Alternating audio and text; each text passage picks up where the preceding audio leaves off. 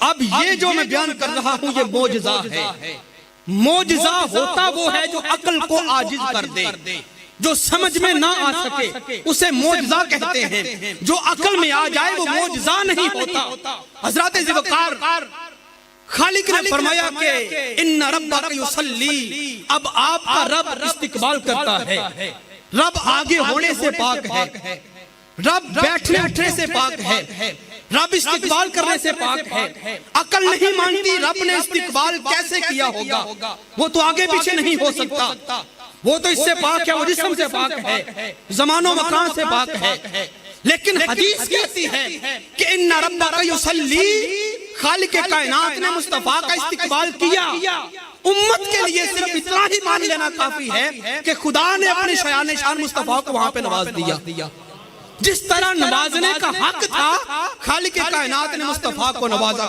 آگے میں قرآن کی آیت کو سامنے رکھ کے آپ کے سامنے دو جملے بولوں. خالق کائنات کے محبوب فرماتے ہیں جب مجھے وہاں پہ ٹھہرا دیا گیا اور رب نے یہ فرما دیا کہ ان ربک یصلی, محبوب رک جائیے. اب اس کے بعد خالق کائنات نے اگلا جملہ, اگلی بات, اگلا منظر اپنے قرآن میں بیان فرمایا ثم دنا فتدلی.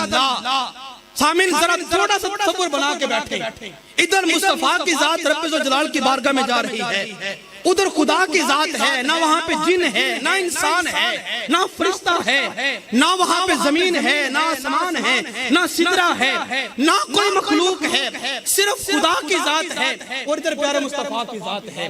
یہ دونوں ذاتیں ہیں, تیسری کائنات میں کوئی چیز نہیں ہے. محبوب فرماتے ہیں جب میں بالکل قریب ہوا ثم دنا, پھر وہ ذات اپنی شایان شان میرے قریب ہوئی, وہ جلوہ میرے قریب ہوا, وہ قدرت کاملہ میرے قریب ہوئی. جب وہ قریب ہوئی تو فتدلی, ادھر میں بھی قریب ہوا.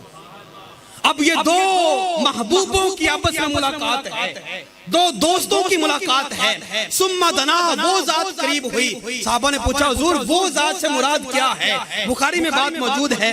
فرمایا ای الجبار رب العزتی, فرمایا دنا کا فاعل خود رب ذوالجلال کی ذات ہے. خدا اپنی شایان شان میں محمد کے قریب ہو رہا ہے, وہ میرے قریب ہو رہا ہے. فتدلی, ادھر میں قریب ہو رہا ہوں. دونوں ذاتیں ایک دوسرے کے قریب ہو رہی ہیں. سوال یہ اٹھتا ہے کہ قربت کتنی زیادہ تھی, یہ نزدیکی کتنی زیادہ تھی, یہ میل کہاں تک تھا؟ تو جب ہم نے خدا سے پوچھا مولا بتا اپنے محبوب کے تو کتنا قریب ہوا, محبوب تیرے کتنا قریب ہوا؟ فرمایا تم دنیا دار لوگ ہو, ہماری قربت کو سمجھ نہیں سکتے. ہماری قربت میں وہ جو نزدیکیاں تھیں, وہ جو آپس میں میل ملاپ تھا, اسے تم سمجھ نہیں سکتے. لیکن تمہیں سمجھانا بھی ہے, کچھ نہ کچھ بتانا بھی ہے. تم دنیا دار لوگ ہو, تم عقل اتنی رکھتے ہو, سمجھ تمہارے پاس اتنی ہے, تم تیر بھی چلاتے ہو, تمہارے پاس کمان بھی ہے, تم شکار پہ بھی جاتے ہو. فرمایا کمان کا تصور لے لو اور پھر ہماری ملاقات کو وہاں پہ جا کے سمجھو. فرمایا جس طرح کمان کے اندر تیر رکھا جائے اسے زور سے کھینچا جائے, جس طرح کمان کی نوکیں ایک دوسرے کے قریب ہو جاتی ہیں. فکان قاب قوسین, فرمایا میں اور میرا مصطفیٰ ایک دوسرے کے کمان کی نوکوں کی طرح قریب ہو گئے. فرمایا جس طرح کمان کی نوکیں قریب ہو جاتی ہیں, میرا مصطفیٰ اور میں اس کے اتنا قریب ہو گئے.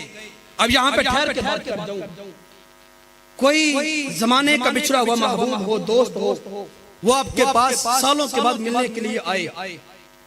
کبھی کسی شریف بندے نے ایسا کیا کہ دور سے کھڑے کھڑے ہو کے کہے بھی السلام علیکم, حالانکہ وہ زمانوں سے بچھڑا آپ کا دوست ہے. کبھی ایسا نہیں کریں گے کیونکہ دل میں محبت ہے. محبت کے کچھ تقاضے ہوتے ہیں. محبت یہ چاہتی ہے جس سے محبت ہو اسے دوری نہ ہو, یہ محبت کا اولین تقاضا ہے. اب آپ کا دوست اگر آپ کے پاس آئے, آپ دور سے سلام لینے پہ اکتفا نہیں کریں گے, دل چاہے گا اس کے ساتھ ہاتھ بھی ملایا جائے. ہاتھ ملا کے بھی دل کی حسرت پوری نہیں ہوگی, دل یہ چاہے گا اس کو گلے سے لگا لیا جائے. اب یہ خدا کی ذات, ادھر مصطفیٰ کی ذات, خدا سے بڑا محب کوئی نہیں اور مصطفیٰ سے بڑا محبوب کوئی نہیں پوری کائنات کے اندر. اب خدا نے جب مصطفیٰ کو اپنے پاس بلایا ہوگا تو کیا چند گز چند قدم پیچھے ٹہرا کے ملاقات کی ہوگی؟ نہیں، فرمایا لوگوں تمہاری عقل وہاں تک جا نہیں سکتی جتنی ہمارے اندر قربت تھی۔ فرمایا فَكَانَ قَابَ قَوْسَيْنِ، جس طرح کمان کی نوکیں ہوتی ہیں، اس کو تم تصور لے لو سلام دعا کے ساتھ، کہ جب میرا محبوب میرے قریب آیا، میری بارگاہ میں آیا، میرے گھر آیا، تو میری محبوب کے ساتھ سلام دعا ہوئی، سلام دعا ہوئی، لیکن محبوب بڑا خاص تھا، ابھی دل میں حسرت تھی کہ سلام دعا پہ اکتفا نہ کیا جائے، محبوب کو اپنے گلے سے لگا لیا جائے۔ میں صرف یہ آپ کے سامنے جملے رکھ رہا ہوں آپ کو سمجھانے کے لیے، حالانکہ خدا کی ذات گلے ملنے سے پاک ہے، میں نے پہلے عرض کیا وہ جسم سے پاک ہے، وہ آگے پیچھے ہونے سے پاک ہے، لیکن قرآن کے سادہ الفاظ میں آپ کو سمجھانے کے لیے بات کر رہا ہوں۔ خالق نے کہا میں اپنے محبوب کے یوں قریب ہوا فَكَانَ قَابَ قَوْسَيْنِ، جس طرح کمان کی نوکیں ہوتی ہیں، یعنی ہماری آپس میں ملاقات ہوئی، سلام دعا ہوئی، لیکن چونکہ محبوب بڑا خاص تھا، دل میں حسرت تھی یہ سلام دعا سے جو اگلا تقاضا ہے وہ بھی پورا کیا جائے، تو خالق کائنات نے صرف ایک لفظ بولا، اور اس لفظ کی حقیقتوں کو سمجھنا کسی انسانی عقل کے بس کی بات نہیں، تو فرمایا پہلے ہم اتنا قریب ہوئے جس طرح کمان کی نوکیں ہوتی ہیں، لیکن او ادنا، پھر ہم نے یہ قربت یہ دوری بھی مٹا دی، ہم اتنے ایک دوسرے کے قریب ہو گئے، اتنے قریب ہو گئے، صحابہ نے پوچھا حضور کتنے قریب ہوئے؟ فرمایا او ادنا کا مفہوم یہ ہے تم صرف اتنا سمجھ لو